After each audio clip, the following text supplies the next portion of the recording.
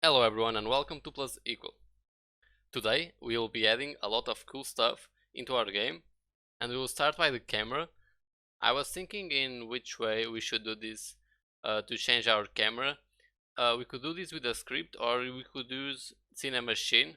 I think I will stick with Cinemachine because I have a lot of customization that you can do, and it's really easy to install. I will show you now, or you can watch a tutorial that I have just focused on Cinemachine. So I will go to Package Manager, just like in the previous tutorial. We installed Input System. Now we'll install Cinemachine, and just look for it. You can press install. As always, this can take some time. Okay, it's installed. Let's go back. Now you should have Cinemachine right here, and you need to create a virtual camera. This will create this right here as well. Put this close to the other camera. In the other camera we should have already a Cinemachine brain attached, and this is linked with our CM VCam1. That's good. Now make sure that your camera is in a position that you like. I'll push it a little to the front. I like to check this by putting this at the side, putting here some resolution. Okay, it's not bad. Maybe it needs a little bit more of rotation. I'll rotate this a little bit more. Maybe push it now.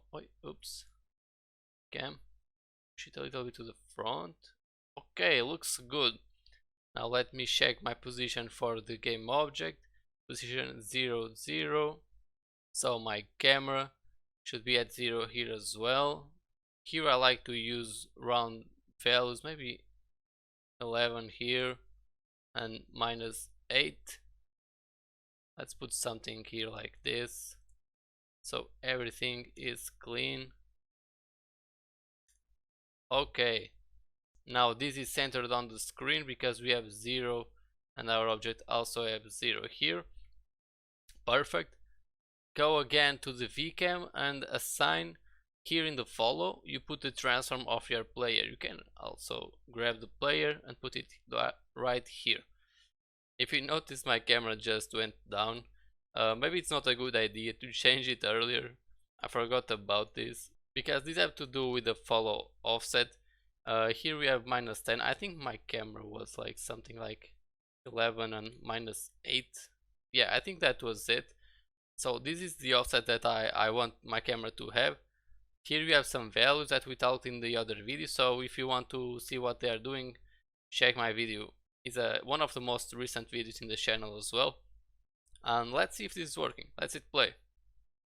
Pressing here to put this on. Okay, this is working, but okay, it seems that we need to actually change this as well. Okay, I will change this to the first option. Lock to target on a sign. Maybe I could put now .2, .2, .2. Let's hope this is working now well. So now if I move my camera, it's following the player as we want. Okay, it actually looks pretty good. Okay, camera is set up. Now we can go and set up some walls. So I'll create another cube. I mean this first cube here, but I'll create a cube. I'll reset its position.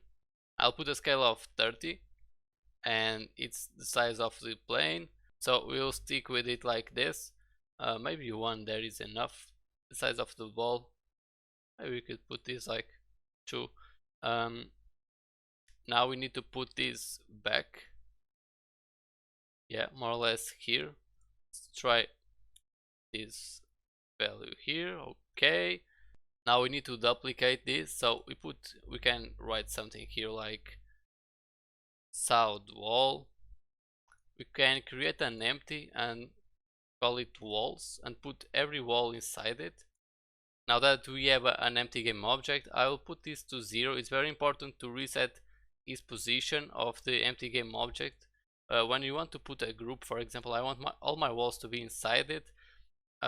If these have a own position, these positions here will be all messed up. So reset the position to 0 and this way this will keep as we want. This way it's very easy to duplicate this. You can either go here or you can Control D and now push it up, or you can, the value, it will be, you can take the negative sign, the minus sign, and it will be on the other top. Okay, and we can call it north wall. Now we need to do the same for more two walls. I'll just duplicate one, and we need to rotate this in this axis right here. If you press Ctrl and rotate, you can rotate in a certain 15 in 15 degrees, so we want this to be 90. And now we need to put this at 0, and we go to X and put it at 15 here. Let's hope these connections here are not a problem now. I will actually duplicate this now and put the minus sign here, so it goes to the other wall. If we want, you could put something like 32 on this wall and 32 on the other, just so it's a perfect square of walls. I'll call this east wall, west wall, Kenny west wall. So I think we have this as we want. We can also push this up, and that's why the group is good. If I want to push this up, I can just put here dot 5, and I will push everything up, so my walls now are close to the ground, as we did with the ball. We can try this out. Let's press play. I think the material of the walls is not a problem. Looks like a rock. Let's press play and test this. Let's hit the wall. Boom. You can't pass through the wall because they have a collider, when you create a basic game object like a cube or a sphere, they already have a collider attached. So the player, because it's a sphere, have a sphere collider, and the walls have a box collider.